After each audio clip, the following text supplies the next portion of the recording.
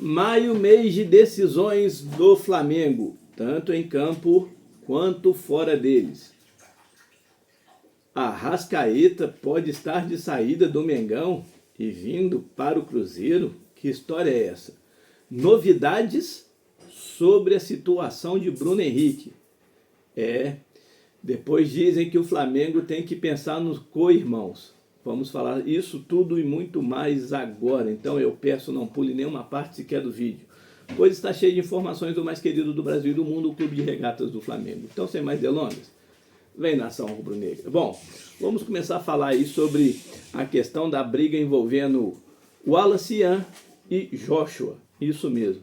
Os dois aí brigaram, tiveram um desentendimento e o Wallace Ian, depois disso, não foi mais relacionado para o time principal e voltou para o Sub-20. Em contrapartida, Joshua começa a ter mais destaque no time de relacionados, nos relacionados para os jogos do time principal. O próprio Felipe Luiz já havia falando que o Joshua é uma joia bruta que tinha que ser lapidada. Vê também em um Wallace Ian a mesma situação, só que o menino aí deixou a fama, o status subir a cabeça. É aquilo que a gente vem falando no decorrer dos nossos vídeos anteriores. A molecada do Flamengo, quando ela vem para o profissional, ela acha que já é craque e acha que pode fazer tudo o que quer e bem entende. Ontem, por exemplo, eu citei num grupo que eu participo, eu até falei, a gente passa tanta mão na cabeça dos nossos crias que a gente não percebe o quão difícil é a realidade deles. Mas olha que situação estranha. A gente fala tanto que os nossos jogadores, os moleques, precisam ser lapidados, mas eu vou dar um exemplo. O Yamal do Barcelona, com 17 anos, já campeão da Euro. Hoje uma das principais peças, um dos principais jogadores do elenco do Barcelona. Olha o jogo que ele fez contra a Inter de Milão ontem. E tem apenas 17 anos. Lohan com 18 a gente tem que ter paciência, porque vai oscilar. O Wallace Ian com 18, 19 ou 20 anos tem que ter paciência, que vai oscilar. É o time que tem que ter paciência ou os jogadores que desde lá de baixo são mimados e estão sempre sendo passados a mão por se destacar em relação aos demais? Aí entra o profissional José Boto. Essa filosofia começa a ser mudada no Flamengo. Só que esses jogadores que estão lá atrás, que já vêm lá de trás, vão cometer e vão passar por essas situações todas. Então está na hora da gente começar a parar de passar a mão na cabeça desses nossos jogadores da base e tratá-los como profissionais, como eles querem que sejam. E aí tem que ter a rigidez, sim, a maneira de ser cobrado. Essa é a visão e o pensamento que eu tenho, e que o próprio José Boto já deixou claro. Que se não produzirem, não vão ter oportunidades. O Lohan achou que era o melhor do mundo. E aí hoje a gente vê como ele está. Vem agora o Wallace Ian, o Joshua.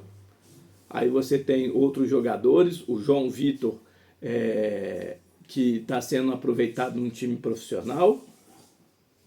E aí? Então o Flamengo começa realmente a ter essa mudança de postura.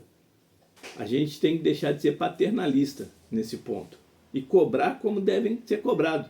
Eles não recebem por isso? Tem que ter o seu tratamento. Mas eles não recebem por isso? E recebem muito bem. Tem jogadores que sobem da base que já tem contrato profissional com material esportivo, que já ganham um belo de um salário que um trabalhador brasileiro a vida inteira não vai conseguir ganhar. Então a gente tem que cobrar e cobrar mesmo. Isso sirva de lição e de exemplo, que essa briga que aconteceu, o Wallace Ian possa colocar a cabeça no lugar, refletir, pois futebol ele tem, joga muita bola, mas que ele não é um popstar aí, o soberano de tudo. O Joshua, a mesma coisa, e que os dois aí sirvam de exemplo e lição dentro do clube de regatas do Flamengo. Bom, vamos mudar de assunto e vamos falar aí, ó, novidades sobre a situação de Bruno Henrique. Isso mesmo, mas não é que tenha provas novamente do envolvimento dele nas casas de aposta, nada disso. Mas é que os chamados co-irmãos do Flamengo, que aí daqui a pouco a gente vai falar sobre o digníssimo ex-presidente Rodolfo Landim, né, que falou que pensou no co-irmãos, que abriu mão e tudo mais. Pois é, o co-irmãos do Flamengo, os times, a sua maioria, estão fazendo pressão no STJD para que o STJD venha a dê uma punição, mesmo que preventiva, em cima do Bruno Henrique, e que queiram que o Bruno Henrique sirva de lição e de exemplo para os demais jogadores. Isso aí é o co-irmãos. Não dizem que até que se prove o contrário todo mundo é inocente? Então, e aí o STJD agora quer mais rapidamente essas informações que a Polícia Federal está tendo aí em relação ao caso Bruno Henrique. O Flamengo aí sofrendo com pressões externas. Por quê? O time do Flamengo começa a entrar no eixo. E aí tem que ter uma maneira de minar. Ontem, por exemplo, mostrou o balancete que o Flamengo, nesses 4 primeiros meses do ano, arrecadou bruto 239 milhões de reais. E isso incomoda. Vai deixar o Flamengo crescer tranquilo, sem ter a sua imagem arranhada? Isso vai incomodar. Isso é normal, é briga, é guerra de bastidores. E aí o Flamengo, o seu antigo presidente, já aproveitando o gancho e já falando, para ficar bem em relação aos demais lá na Libra, abriu mão do contrato que o próprio Flamengo tinha a seu favor. Lembrando, o ano passado, em dezembro de 24, o Flamengo recebia 292 milhões de reais por direitos de transmissão. Rodolfo Landim tinha várias propostas. Uma delas era de 195 milhões e a outra de 200 e alguma coisa. Ele pegou a de 195 milhões, levou no COD, no Conselho Deliberativo, para votar. E aí, agora, mais do que nunca, o BAP, sabendo disso, pegou o outro contrato e levou. Conclusão, dia 15 terá uma reunião dentro do COD para saber os rumos que o Flamengo irá tomar em relação à situação da Libra. E há quem diga lá dentro, inclusive, que Rodolfo Landim pode vir a ser expulso do Flamengo. Olha que situação. E mostra mais do que nunca, né, a pressão que Rodolfo Landim, com isso, queria fazer com que o Flamengo virasse SAF. Ele queria a SAF a qualquer custo. Ele queria fazer o Flamengo se tornar SAF. Por isso a informação de falar que construiria o estádio em 2, 3 anos. A camisa lá em homenagem a 2029. Então está mais do que nunca aí provado. Então no dia 15 de maio agora, uma das decisões mais importantes que pode acontecer dentro do Clube de Regatas do Flamengo. Isso mesmo. É a questão de saber se o Flamengo vai poder bater de frente com a Libra e até mesmo sair da Libra e romper de vez, ou também nessa situação aí poder votar a situação do ex-presidente Rodolfo Landim. Nos bastidores está fervendo. E podemos ter novidades aí no decorrer desse mês de maio. Por isso, o título aí do vídeo, aí, um dos títulos da capa do vídeo, que maio é o mês das decisões rubro-negras. E isso mesmo. Uma delas é essa no campo aí da questão tratando a Libra, podendo ter a exclusão de Rodolfo Landim e principalmente no futebol. Olha só, o Flamengo nesse mês de maio tem as decisões da Copa do Brasil, o jogo de ida e o jogo de volta contra o Botafogo da Paraíba, joga as suas fichas na Libertadores da América e ainda tem o Campeonato Brasileiro. Três competições que o Flamengo aí terá que tomar as suas decisões. Eu separei aqui, ó, na Copa do Brasil, hoje, Botafogo da Paraíba e Flamengo. Já já a gente vai falar sobre isso aí, onde assistir, as prováveis escalações e tudo mais. E no dia 21 é o jogo da volta. Então, no dia 1º e no dia 21, os jogos de ida e volta da terceira fase da Copa do Brasil. No dia 7, a quarta rodada e o jogo mais importante do Flamengo, a meu ver, nesse mês de maio. Central Córdoba e Flamengo, no dia 7, às 21h30, na Argentina. Depois, ele vai jogar no dia 15, no Maracanã, às 21h30. Ele recebe a LDU. E no dia 28, às 21h30, no Maracanã, ele fecha a fase de grupo da Libertadores contra o Deportivo Táchira.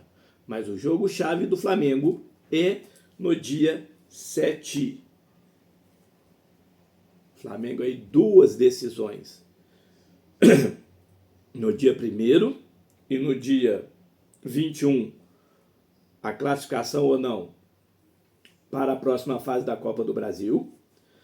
Dia 7, dia 15 e dia 28, as três últimas rodadas da fase de grupos da Libertadores, tendo em vista que a do dia 7 é a mais importante, que é contra o Central Córdoba, que a gente já trouxe aqui. O Flamengo vencendo o Central Córdoba por diferença aí de 2 ou mais gols, o Flamengo passa o Central Córdoba.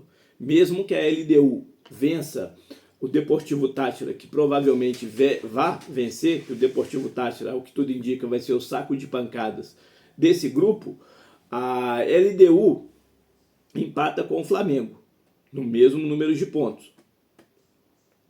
E aí ficaria na questão do saldo de gols. Só que no dia 15, o Flamengo joga com a LDU no Maracanã. E aí o Flamengo joga para pegar de vez a primeira colocação. E finaliza a fase de grupos da Libertadores contra o Deportivo Táchira. Por isso o jogo do dia 7 é o jogo mais importante do Flamengo neste mês de maio. Pelo Brasileirão, que eu falei que vai jogar Copa do Brasil, Libertadores e Brasileirão. O Flamengo, domingo agora, sai para enfrentar o Cruzeiro. Depois, no dia 10, recebe o Bahia no Maracanã. No dia 18, joga contra o Botafogo no Maracanã. E no dia 25, sai para enfrentar o Palmeiras lá em São Paulo. 4 jogos também aí importantíssimos. Então esse mês de maio o Flamengo não pode piscar o olho. Não pode dar bobeira. Porque senão pode aí ter alguns problemas. E esses problemas lá na frente pode custar muito caro ao rubro-negro. Bom, já que falamos aí das decisões, na Copa do Brasil hoje, o Flamengo joga às 20 horas contra o Botafogo da Paraíba.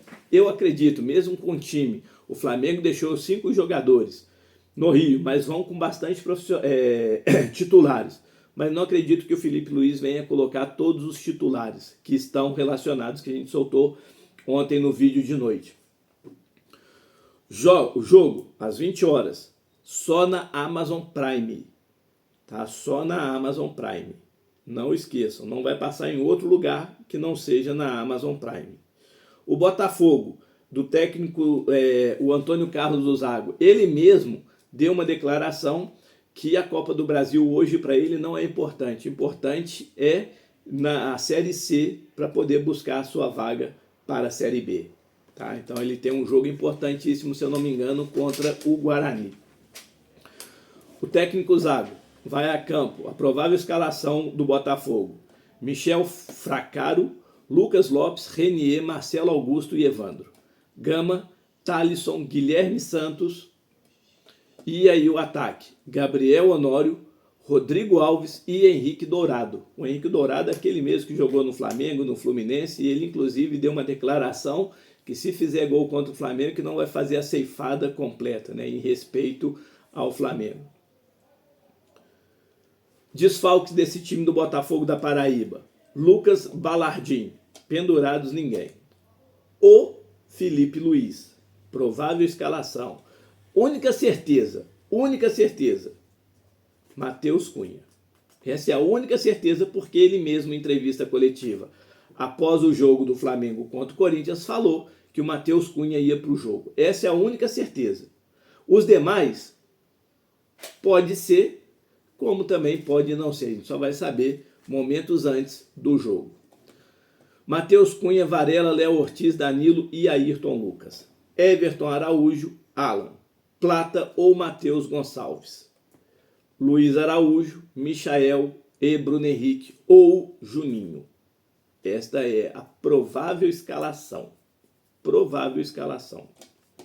Vamos aguardar para a gente ver. O Flamengo aí tem o desfalque do Vinha, que está se recuperando da lesão no joelho. Rossi, Alexandre, De La Cruz, Arrascaeta e Pedro aí poupados.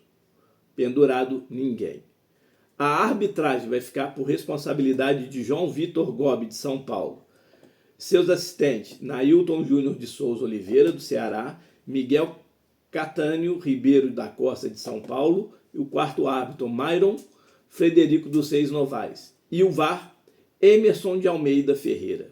Eu acredito 3-0 Flamengo. E já deixando encaminhada aí a classificação. Tem tudo para fazer um ótimo jogo. Pelo momento que o Flamengo vive, pela maneira que o Flamengo é treinado e tudo mais. Não desmerecendo o Botafogo da Paraíba. Mas não é possível que o Flamengo vai tomar sufoco de um time que está jogando hoje a Série C. Ah, mas o Atlético Mineiro empatou. O Internacional custou ganhar. O Fluminense custou ganhar. Eu não me preocupo com esses times. Eu me preocupo pelo Flamengo, que eu acompanho o Flamengo. Eu sou Flamengo. E pelo que eu vejo, a maneira que é o Flamengo conquistando aí, como conquistou a Supercopa do Brasil, o Campeonato Carioca, tá 3 ou 4 jogos, 5 jogos aí, se eu não me engano, sem tomar gols. Fez uma excelente partida contra o Corinthians. Acredito eu que não deva ter dificuldade para ganhar do Botafogo da Paraíba. Acredito eu. Mas, como a gente sempre fala, o futebol é jogado dentro de campo. A gente também não acreditou que o Central Córdoba viria no Maracanã e ganhasse. E ganhou. Então, se a gente não entrar com soberba, com salto alto e tudo mais, aquilo que aconteceu com o Central Córdoba não vai acontecer de novo. É o que eu espero. Bom, para a gente finalizar, informações vindas aqui da Rádio Itatiaia falando que Pedrinho BH tem interesse na contratação de Georgian de Arrascaeta. O Flamengo ainda não sentou para conversar com o uruguaio. A sua renovação, o contrato do jogador se encerra em dezembro do ano que vem. Pedrinho BH é fã incondicional do atleta. E aqui em Belo Horizonte, aqui em Minas, a Rádio Itatiaia traz a informação e alguns influencers que cobrem o Cruzeiro que Pedrinho BH pode sim tentar fazer uma proposta na janela de meio do ano para o Flamengo. Bom, só lembrando, a negociação, quando o Flamengo contratou o Georgian de Arrascaeta do Cruzeiro, e o Flamengo na renovação que teve do seu contrato, a primeira renovação, o Flamengo gastou algo em torno de quase aí 90 milhões de reais. A contratação do Cruzeiro, e depois o Flamengo teve que comprar um percentual que pertencia ao Liverpool do Uruguai, acho que é isso mesmo, Nacional do Uruguai, alguma coisa assim, não me recordo. Que o empresário do jogador, Daniel Fonseca, exigiu que o Flamengo comprasse para renovar o contrato do atleta. Pois bem, Georgian de Arrascaeta, dos últimos jogos, vem fazendo boas partidas. É um dos que ganha um dos maiores salários do elenco rubro-negro. Vale a pena vender o jogador agora, no meio do ano? Claro, vai depender, óbvio, da proposta que o Cruzeiro vier a fazer para o Flamengo. Além disso, o Flamengo se vai querer vender o atleta. E outra, mas e se o Cruzeiro quiser pagar a multa? Eu não tenho ciência do valor da multa de contrato do Georgian de Arrascaeta. Mas mesmo que o Pedrinho BH chegue aqui e queira pagar a multa, tem que saber se o jogador quer ir.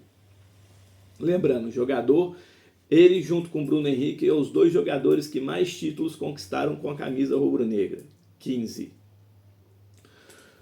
Nesses 6 jogos do campeonato brasileiro, Georgian de Arrascaeta tem 5 gols. Hoje é o artilheiro do campeonato brasileiro.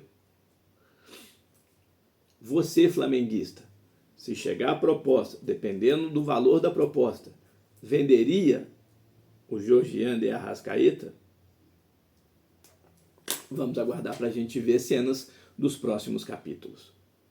Mas uma coisa é certa, esse mês de maio promete. E para finalizar, Flamengo nesse mês de maio também pode estar anunciando o Jorginho.